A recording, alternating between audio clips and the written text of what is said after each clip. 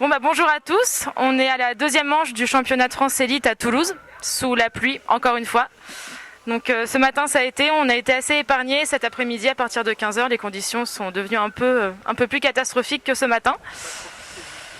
Catastrophique, ouais, ça te convient? Ouais, ça va, ok. Donc à l'issue des qualifs, on a la pole de Jérôme Aigouin, suivi de Yannick et en troisième Renaud. Voilà, donc je vais leur laisser la parole pour qu'ils nous racontent un peu... C'est vrai, il fait pas la troisième.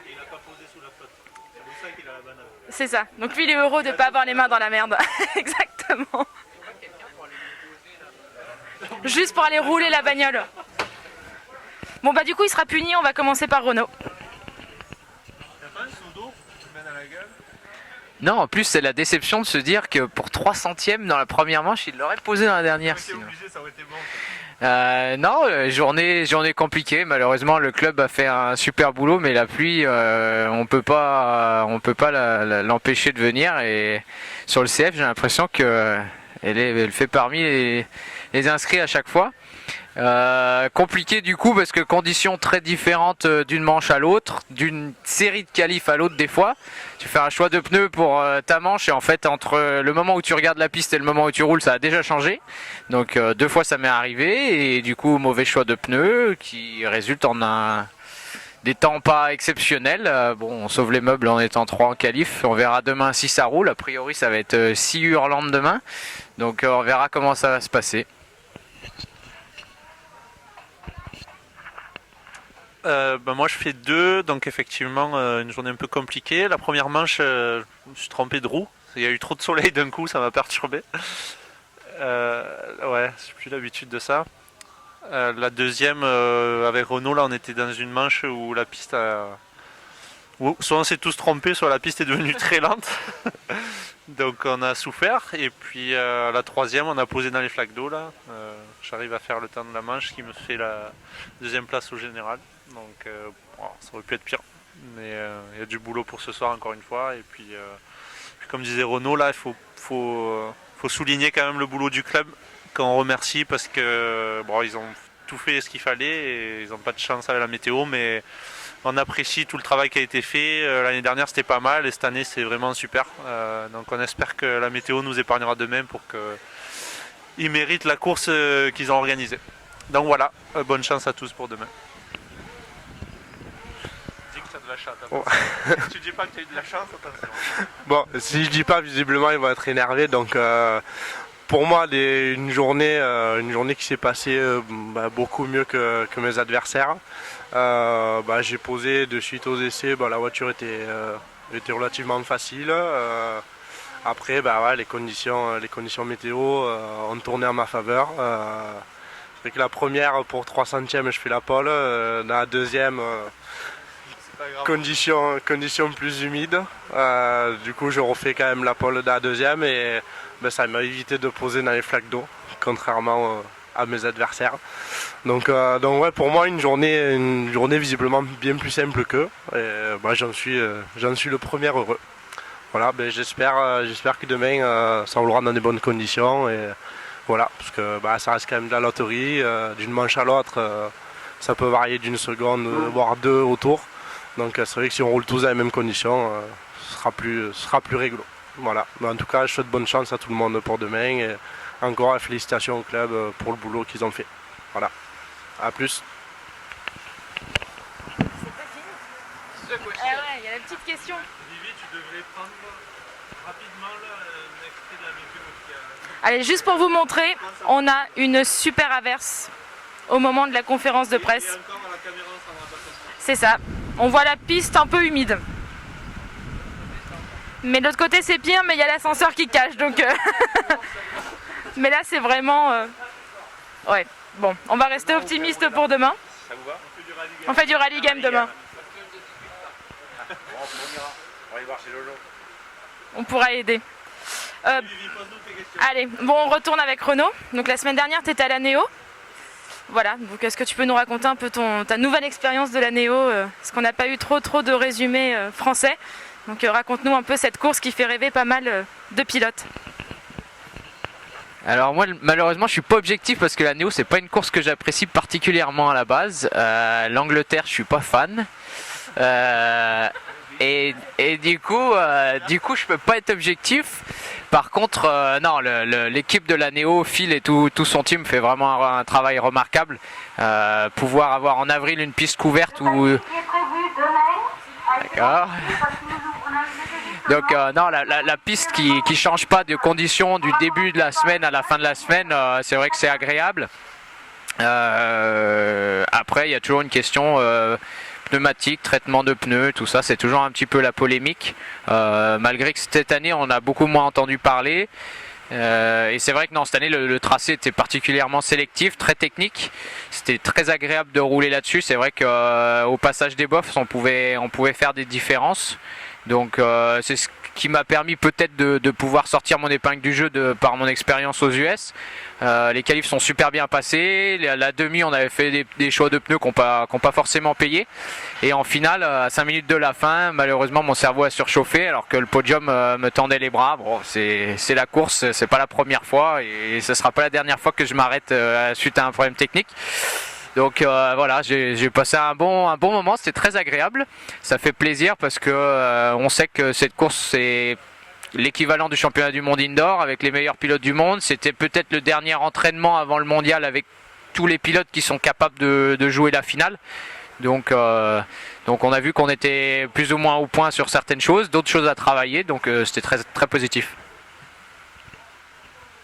C'est la même question? Non, du coup c'est pour Yannick, mais sinon on m'entend pas en fait. Promis, un jour il y aura 2 micros.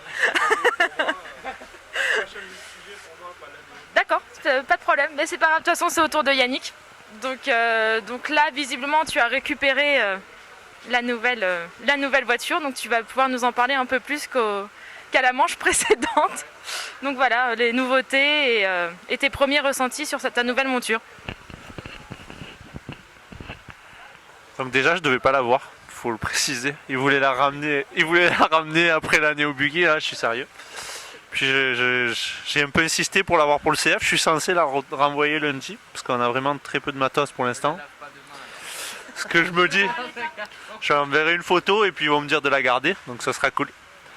Non, la voiture j'avais roulé à Montpellier avec, ça s'était plutôt bien passé pour une première sortie avec très peu d'essais. Là de nouveau j'ai eu la voiture la semaine avant la Néo, donc très peu de recul, j'avais fait 2 jours d'essai à Padova. Et puis on est parti à la Néo avec, ça s'est moyennement passé au début. Parce qu'on a essayé vraiment beaucoup de setup suite au manque d'espérance qu'on avait. On avait besoin de passer beaucoup de choses pour essayer de trouver quelque chose qui était performant. Donc tout le team dans des voies différentes. Mayfield qui était le plus performant, donc on a un peu suivi sa voie. Et puis il a fallu se rendre à l'évidence que c'était pas la bonne. Donc moi après les qualifs j'ai décidé de changer complètement. Et puis en demi c'était pas mal. Je fais 7, il manquait quelques secondes pour aller en finale. Et puis là... Au repêchage, j'ai décollé un pneu que j'avais brillamment collé 5 minutes avant le départ. Et donc j'ai eu aucune chance. Mais bon, globalement, j'étais conscient que ça allait être très compliqué avec le peu d'expérience qu'on avait. Et l'objectif, c'était la finale. On la loupe pour quelques secondes, mais globalement positif. J'ai fait quelques essais cette semaine, là, au retour de la Néo. Et ça marchait plutôt bien là, sur nos pistes outdoor. Là. Et puis aujourd'hui, de nouveau, la voiture était performante aux essais chrono.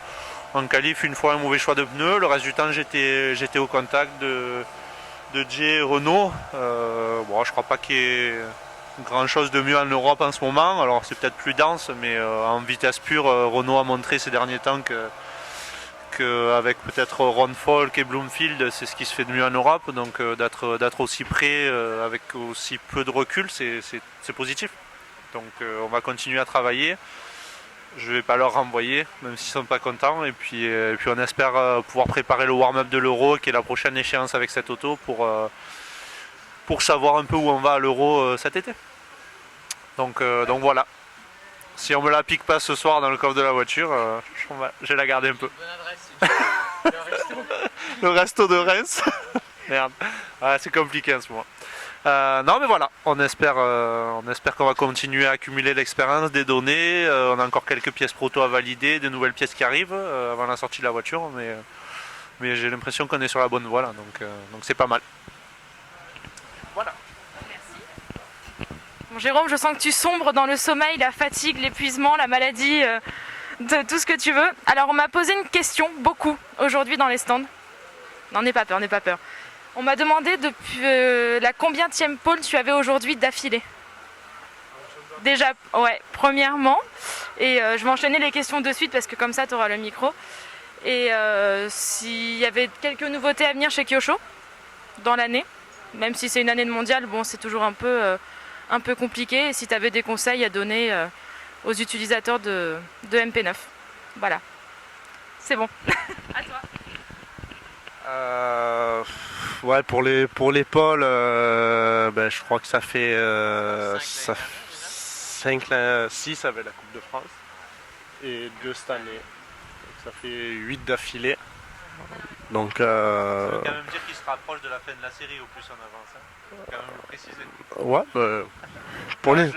pour l'instant ça se prolonge. J'espère qu'il n'y aura pas d'arrêt avant la fin de l'année. Ça voudra dire qu'on aura fait encore une belle saison. Mais bon, de toute façon, comme tout s'arrêtera un jour. Mais pour l'instant, je suis plutôt content. C'était pas ma tasse de thé à mes premières années. Les qualifications, c'était vraiment pas ce qui me plaisait. Donc voilà, c'est pour l'instant, ouais, c'est acquis. Voilà. Mais le plus important, ça restera quand même demain. Les qualifs, c'est juste une étape dans un week-end de CF. C'est plus important le résultat final. Concernant des modifications chez Kyosho, j'ai eu aucune nouvelle. Donc je pense pas qu'il y ait d'évolution. Moi, je croise les doigts tous les jours pour qu'on garde exactement la même voiture, qu'ils ne sortent pas un nouveau modèle 2 mois avant le mondial. Donc ça c'est tout ce que j'espère, parce que la voiture elle est plutôt performante, facile, fiable maintenant, contrairement aux premières années. Donc voilà, moi j'espère qu'un truc, c'est qu'il n'y aura pas de nouveauté, quoi. Parce que pour l'instant ça se passe bien. Et après, pour les utilisateurs de MP9, au niveau réglage, il y a quand même pas mal de fiches de réglage, un peu de différents pilotes, que ce soit Boots, Ron Folk, moi sur les années précédentes. Donc je pense que vous pouvez tout trouver sur le site kyosho.fr à la rubrique Setup. Voilà. Merci à vous trois. Et bonne chance pour demain. Merci. Faut croiser les doigts pour que la météo soit bonne. Et bon nettoyage. Moi j'ai bientôt fini.